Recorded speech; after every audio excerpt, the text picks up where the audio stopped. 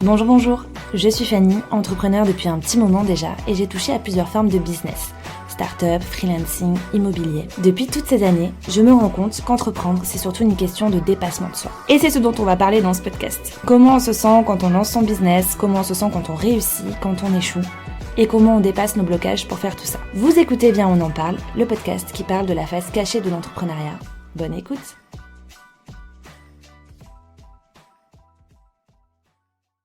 Bonjour à tous et bienvenue dans ce nouvel épisode de podcast. Aujourd'hui, on va parler d'un sujet qui a l'air assez perché aux premiers abords, mais vous allez voir que en fait, pas du tout. Aujourd'hui, on va parler de l'intuition, parce que je pense que l'intuition, c'est quelque chose de très important dans nos vies de tous les jours, mais aussi quelque chose de très important quand on est entrepreneur. J'avais super envie d'en parler aujourd'hui et surtout de vous expliquer, plutôt qu'on voit ensemble, comment on peut développer notre intuition. Vous avez compris que quand je parle d'intuition, je parle de cette petite voix qui souvent résonne au fond de nos têtes et que souvent on n'écoute pas et qu'on regrette de ne pas avoir écouté. Donc voilà, on va voir ensemble comment on peut développer cette petite voix, comment on peut développer notre intuition pour être un entrepreneur plus intuitif et plus à l'écoute de ce qu'il doit faire et de là vers ce vers quoi il doit aller. Ma phrase n'était pas très française, mais vous avez compris. Et avant qu'on aille plus loin, j'aimerais bien qu'on se pose sur un détail. Instinct et intuition, ce n'est pas du tout la même chose. Je m'en suis rendu compte en faisant les recherches pour préparer cet épisode, parce que je savais que je voulais parler d'intuition, etc. Et en préparant, des fois, je me trompais en faisant mes recherches, je marquais instinct. Et en fait, je me suis rendu compte que c'est pas du tout, mais vraiment pas du tout la même chose. Et pour bien qu'on comprenne, on va définir ce que c'est l'instinct. Donc par exemple, Wikipédia nous dit que c'est une tendance innée et puissante commune à tous les êtres vivants ou à tous les individus d'une même espèce. Donc d'après cette définition, par exemple, pour l'être humain, respirer, c'est instinctif. Ça ne l'est pas chez les dauphins, par exemple. Chez les dauphins, c'est un effort de respirer, alors que nous, en tant qu'êtres humains, on respire de manière instinctive. On réfléchit pas et juste on respire. Et tant mieux, sinon on aurait des problèmes. Chez le dauphin, ça marche pas du tout comme ça. C'est pas instinctif. Le dauphin doit se forcer à respirer.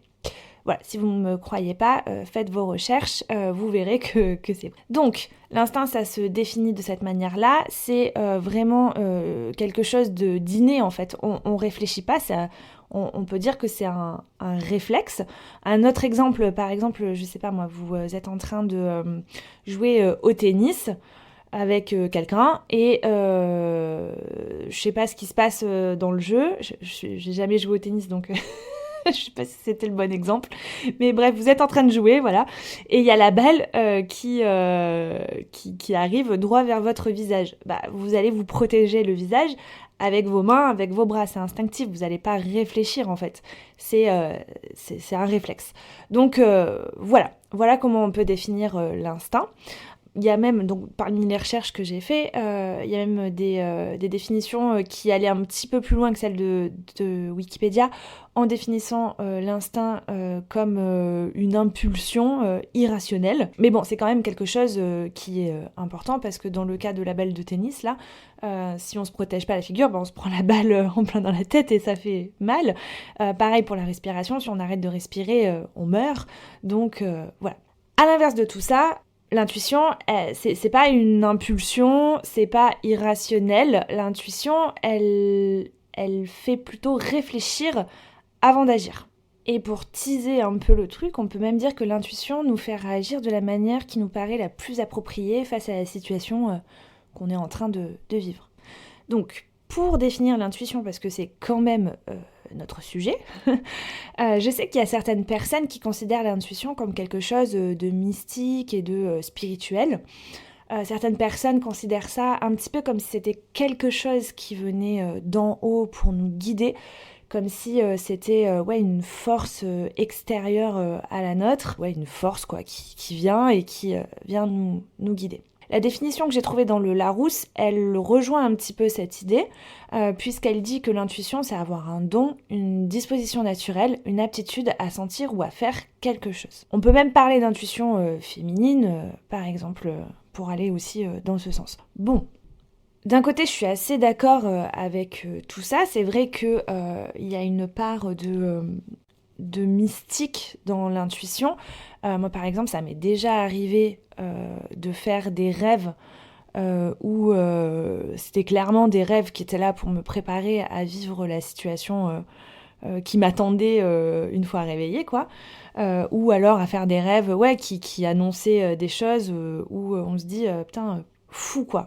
Vraiment fou d'avoir rêvé ça alors qu'il s'est passé ça juste après. Mais d'un autre côté, je trouve que c'est assez incomplet de définir l'intuition de cette manière et que c'est un peu trop mystifier la chose. Du coup, je suis repartie sur Wikipédia, qui est définitivement ma source préférée pour préparer cet épisode, même si je sais que ce n'est pas la plus fiable. Et là-bas, j'ai pu lire que l'intuition était un mode de connaissance, de pensée ou de jugement, conçu comme immédiat selon les acceptations, et que c'est un processus ou une faculté de l'esprit. Et là, les amis, je peux vous dire que je suis carrément OK avec cette définition. Puisque pour moi, c'est ça, vraiment ça, l'intuition. Donc pour moi, l'intuition, c'est pas un don, c'est pas non plus un sixième sens, mais c'est plutôt une forme d'intelligence / d'apprentissage inconscient qui se fait en permanence dans notre cerveau, tout au long de la journée, tous les jours, à tout instant. Je vais vous donner un exemple pour essayer de vous expliquer ça. Par exemple, imaginons vous êtes freelance et vous avez votre premier client relou. Bah, ce client-là, il va agir d'une certaine manière. Et ça, vous allez subir parce que ce client est chiant. Donc, vous allez travailler, je sais pas moi, combien de temps va durer la mission, peut-être 1 mois ou 2, j'en sais rien. Mais en tout cas, pendant les 1 mois ou 2, vous allez un peu en chier à cause de lui parce qu'il est compliqué à gérer, il fait faire beaucoup de retours, etc. Bref, donc pendant ce temps, il y a ce qu'on appelle l'intuition, donc cette forme d'intelligence et d'apprentissage inconscient qui se fait dans votre cerveau et vous allez récolter plein de données. Quelques mois après, vous signez votre deuxième client relou. Il va se repasser un peu les mêmes mécanismes et là, pareil, votre intuition, donc cette forme d'intelligence, d'apprentissage inconscient, va encore se faire et va encore récolter des données de manière inconsciente. Hein. Vous n'avez pas conscience de ça. Quelques mois après va se repointer un troisième client qui correspond un petit peu aux deux autres là qui étaient bien relous. Et là, vous allez avoir votre petite voix qui va s'activer et qui va vous dire ce client-là, je le sens pas. Et c'est comme ça pour moi que se fait en fait l'intuition. C'est comme ça pour moi que ça marche en fait. C'est parce que dans tout ce qu'on vit, notre cerveau apprend et récolte des données. Et forcément, dans toute une vie, il y a forcément des situations qui se répètent, des cas de figure en fait qu'on rencontre à plusieurs reprises et des apprentissages qui se font sans qu'on en ait conscience, quoi. Et pour moi, c'est vraiment comme ça que ça marche. L'intuition. Et dans mon exemple de client relou, honnêtement, aujourd'hui, je sais que si je suis capable de repérer des clients qui vont être relous et qui vont être très pénibles à gérer, c'est parce que j'ai déjà eu le cas de figure 1, 2, 3 fois, voilà. Et surtout aussi, j'ai eu des cas de figure où je me suis pas écoutée et où j'y suis quand même allée et où après coup, je me suis dit, putain, en fait, j'aurais dû m'écouter, quoi, parce que je me suis pas trompée sur ce coup-là. Donc voilà, j'espère que vous comprenez ma vision des choses et que vous êtes raccord avec ça. Donc pour moi, c'est hyper important d'écouter tout ça parce que pour moi, si on suit son intuition, ça peut vraiment nous mettre dans des situations gagnantes. Donc comme on l'a vu avec cette histoire de client chiant, ça peut nous éviter des situations reloues à gérer, certes, mais ça peut aussi nous mettre dans des situations gagnantes et dans une position en fait gagnante. Pour vous donner un autre exemple, cet hiver, j'ai failli acheter une maison, puisque à côté de mes activités de freelance, etc., je fais aussi un peu d'investissement immobilier. Je crois que j'en ai déjà parlé brièvement, je sais plus, peu importe. Et donc cet hiver, j'avais repéré une maison de village qui était inhabitée depuis 10 ans, donc il y avait des gros travaux à faire dedans. Le propriétaire en voulait cher pour l'état de la maison. Et en fait, dès le départ, je me suis dit, je suis sûre que cette maison, je peux l'avoir à tel prix. tel prix qui était bien en dessous de ce que le propriétaire en voulait. Et en fait, j'étais tellement sûre de moi parce que je le sentais. Voilà, je sentais que j'allais avoir cette maison pour tel prix. Je sentais que ça allait se faire et que ça allait se faire à tel prix. En fait, je pense que ça m'a tellement mis dans une condition où j'étais sûre de moi, etc., que j'ai réussi à avoir cette maison à ce prix-là. Alors, malheureusement, la vente n'est pas allée jusqu'au bout parce qu'il y a eu des choses complexes par rapport au cadastre. La maison n'existait pas au cadastre. Si on voulait l'enregistrer, il fallait faire une copropriété, etc. Enfin bref. Donc ça s'est pas fait. Mais tout ça pour dire que dès le départ, j'avais eu une bonne intuition. Et je pense que le fait d'avoir suivi ça, ça m'a conditionné et ça m'a mis dans une attitude où ça allait pas se passer autrement en fait. Donc voilà. Maintenant qu'on a bien compris ce que c'était et pourquoi l'intuition était importante, j'aimerais vous donner 4 clés pour développer ça chez vous. Alors, ce que je vais vous dire, je le tire vraiment de mon expérience personnelle parce que, sans prétention de ma part, je pense que je suis quelqu'un de plutôt intuitif, mais j'ai aussi fait des recherches pour compléter ce que j'allais vous raconter, quand même. Donc, premier point à mettre en place, selon moi en tout cas, c'est d'être observateur. Observez ce qu'il se passe autour de vous. Observez, soyez attentif dans les situations que vous viviez, soyez attentif au comportement des autres, à ce qu'ils disent, à comment ils réagissent, à comment ils bougent, au vocabulaire qu'ils utilisent, aux gestes qu'ils font, etc., etc. Regardez vraiment, soyez attentif à comment les choses se déroulent dans des situations où vous pouvez le faire quand vous êtes dans la situation, quand c'est en train de se dérouler, mais vous pouvez le faire aussi après coup. Je sais pas moi, quand vous vous êtes pris la tête avec quelqu'un ou quand quelque chose s'est excessivement bien passé, après coup, réfléchissez, refaites-vous les scènes et soyez vraiment observateur de tout ce qui se passe, des petits détails auxquels on fait pas attention consciemment, mais qui ont pour autant leur importance, quoi. Je reprends mon exemple de client chiant. Moi, dans tous les exemples que je peux vous donner de clients très compliqués que j'ai eu à gérer, franchement, c'est les mêmes choses qui reviennent à chaque fois. Les mêmes choses dans ce qui a été dit, le comportement de la personne. Je pourrais limite vous faire un process de comment le client devient chiant et de par quelles étapes, quel est son comportement de A à Z. Voilà, je pourrais vraiment vous faire un truc comme ça parce qu'à chaque fois, c'est les mêmes choses qui reviennent.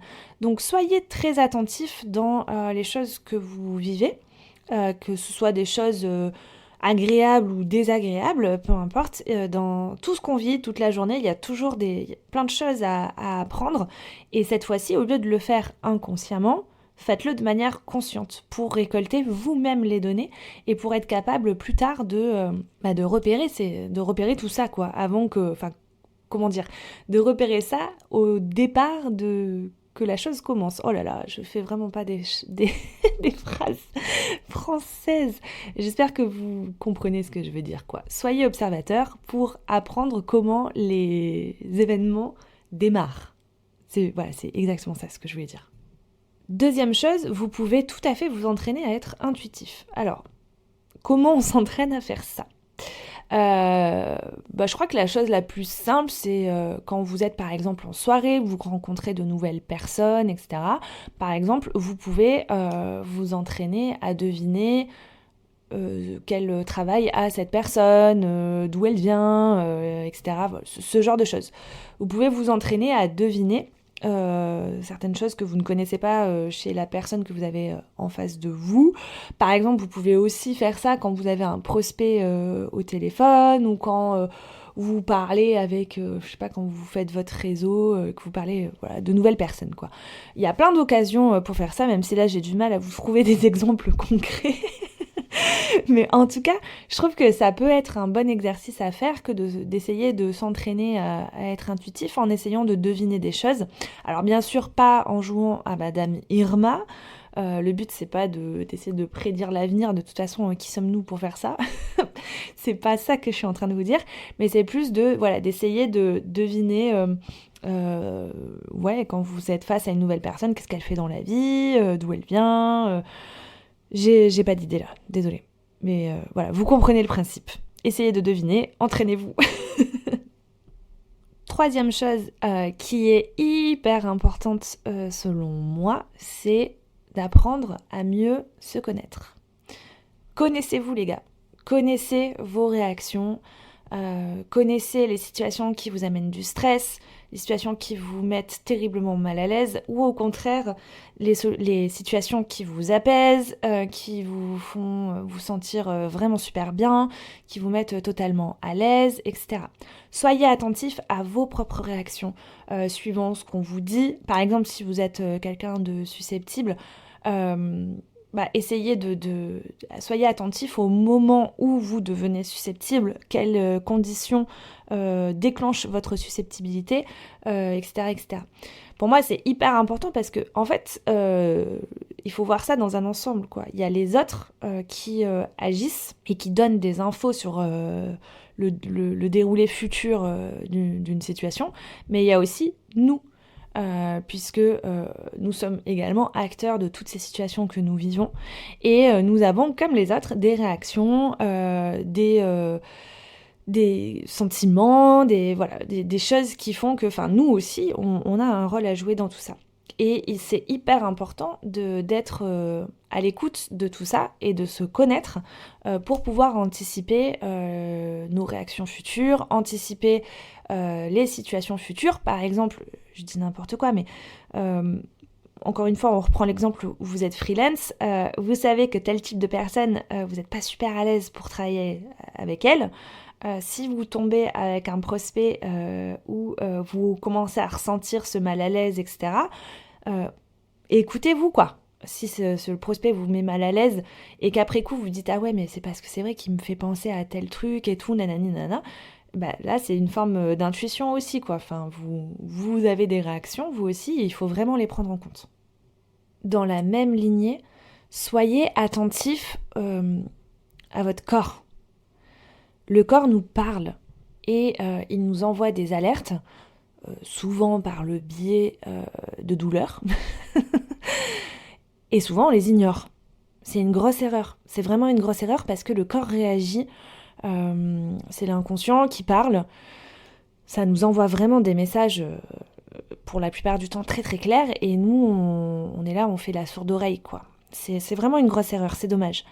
En tout cas, je pense que c'est hyper important d'être attentif aux alertes. Alors là, c'est pas le but de vous faire la liste de tous les mots corporels, qu'est-ce que ça peut signifier, etc. Mais par exemple, on dit que les maux d'estomac, c'est souvent lié à des contrariétés, que les problèmes de foie, c'est lié à la colère, que les problèmes respiratoires, il y en a qui pensent que c'est des difficultés à nous protéger du monde extérieur, etc. Bref, vous pouvez faire vos recherches si ça vous parle, mais en tout cas, sans partir dans une dimension très spirituelle et énergétique, holistique, machin, le corps réagit en fait. On a constamment... il nous envoie des messages, quoi, et on l'écoute pas, et c'est vraiment une grossière erreur, puisque, encore une fois, je sais pas moi, vous êtes en discussion avec un prospect et vous ressentez une boule au ventre, pétard, mais prenez ça en compte, quoi. C'est vraiment, si vous voulez être quelqu'un de plus intuitif, prenez ça en compte parce que c'est vraiment un message, je sais pas, on peut pas être plus clair là, votre corps ne pouvait pas être plus clair sur ce coup-là. Donc voilà, prenez vraiment vos messages, les messages que votre corps vous renvoie en compte parce que votre corps ne se trompe jamais. Et enfin, un petit bonus, mais alors là, je vais en parler vraiment très brièvement parce que honnêtement, je n'ai pas testé. Mais je pense que la méditation, ça peut aussi aider à développer son intuition. Alors, moi, je fais partie de ces gens-là qui n'arrivent pas à méditer, ou en tout cas, les fois où ils ont essayé, ils ne sont pas arrivés. Du coup, ils n'ont pas envie d'insister. Voilà, la méditation, pour moi, c'est source de frustration parce que je n'arrive pas à mettre mon esprit sur pause. Mais c'est peut-être signe que j'en ai franchement besoin. Donc voilà. Mais en tout cas, je ne médite pas, donc je peux pas vous assurer à 3000% et vous dire go, foncez, parce que de mon expérience perso, c'est trop bien. Voilà, je peux pas vous dire ça. Mais en tout cas, je pense que c'est vraiment quelque chose qui peut aider à développer son intuition. Donc, si ça vous dit d'essayer et que ça vous fait de l'œil depuis un petit moment, franchement, allez-y, foncez, parce que je pense que sur ce sujet-là, entre autres, ça peut vraiment vous apporter des choses positives.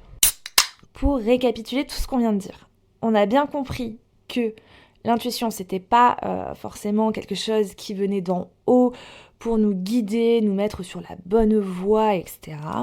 Mais que c'était plutôt un schéma mental, une forme d'apprentissage inconscient qui se fait tout le temps et qui se déclenche à chaque fois qu'une situation nouvelle rappelle une situation déjà connue, et c'est quelque chose qui se déclenche pour nous prévenir du futur déroulé de cette situation. Ouais, c'est un peu compliqué, mais c'est l'idée.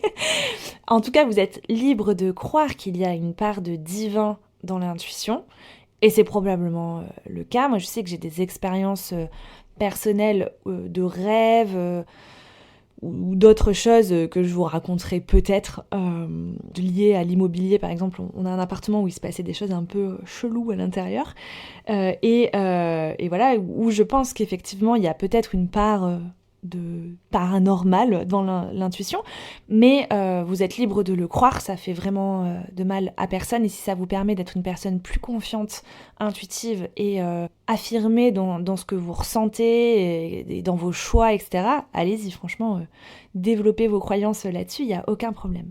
Mais voilà, moi en tout cas, ma vision des choses, c'est que c'est quand même quelque chose de plus rationnel que ça, c'est vraiment un schéma mental dont on peut tirer parti, en devenant une personne beaucoup plus observatrice, en étant plus observateur de ce qui se passe autour de nous, en étant plus observateur de ce qui se passe à l'intérieur de nous, et en étant très attentif aux petits signes que notre entourage et que nous-mêmes pouvons renvoyer. J'aimerais également qu'on prenne un engagement tous ensemble, vous et moi. J'aimerais qu'on s'engage à plus écouter notre petite voix, parce que on le sait d'expérience, on le sait, vous le savez, je le sais, à chaque fois qu'elle se déclenche et qu'on ne l'écoute pas, on en vient à la conclusion qu'on aurait dû l'écouter. Donc les amis, j'aimerais qu'on s'engage ensemble à écouter cette petite voix, à suivre ce qu'elle nous dit, parce qu'elle ne se trompe jamais et elle ne veut que du bien pour nous. Donc, écoutons-la. Voilà pour cet épisode de podcast, j'espère sincèrement qu'il vous a plu et qu'il vous a été utile. Si c'est le cas, et que vous avez envie de soutenir ce projet, eh bien je vous invite à laisser un avis via la plateforme d'écoute que vous utilisez, 5 étoiles de préférence, c'est clairement ce qui m'aide le plus.